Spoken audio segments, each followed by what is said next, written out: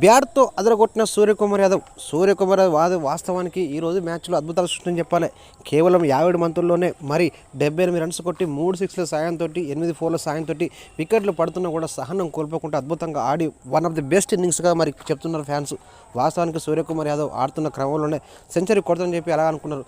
అయితే గత మ్యాచ్లో అనూహ్యంగా 0కే డక్అవుట్ అయ్యి అద్భుతమైన క్యాచ్కి వెందిరినటువంటి మన సూర్యకుమార్ యాదవ్ లక్కీలో తను అవుట్ ఆడని చెప్పి తన లక్కీ లేదనుకున్న చాలామంది.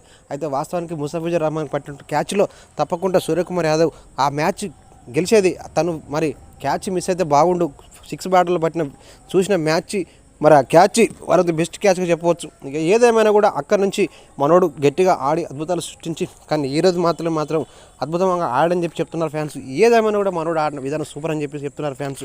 వాస్తవానికి నువ్వా నేను దాకా ఈ T20 మ్యాచ్లలో తన బ్యాట్తో అదరగొట్టే విధానం ఇప్పుడు అబ్బురపరుస్తుందని చెప్పాలి. వాస్తవానికి మ్యాచ్లో అద్భుతంగా ఆడినటువంటి సూర్యకుమార్ యాదవ్ తనకే సాధారణతలో 4లు 6లు కొడుతూ అటు ఇటు గ్రౌండ్లో మూలల అటు రోహిత్ శర్మ కూడా మంచి మరి ఆరంభాన్ని ఇచ్చినప్పటికీ ఆరంభాన్ని ఉపయోగించుకున్నటువంటి మన సూర్యకుమార్ యాదవ్ తనకే సాధారణతలో అదరగొట్టని చెప్పి చెప్తున్నారు ఫ్యాన్స్.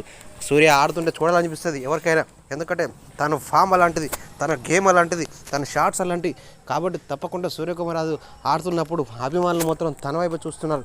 ఏదేమైనా కూడా ఈరోజు మ్యాచ్లో సూర్యకుమార్ యాదవ్ ఆడిన innings one of the best ఇన్నింగ్స్గా తను మరి T20 ప్రపంచ కప్ ముందున్న నేపథ్యంలో తప్పకుండా తను బ్యాట్తో రాణించని చెప్పి అందరూ కూడా కోరుకుంటున్నారు ఫ్రెండ్స్.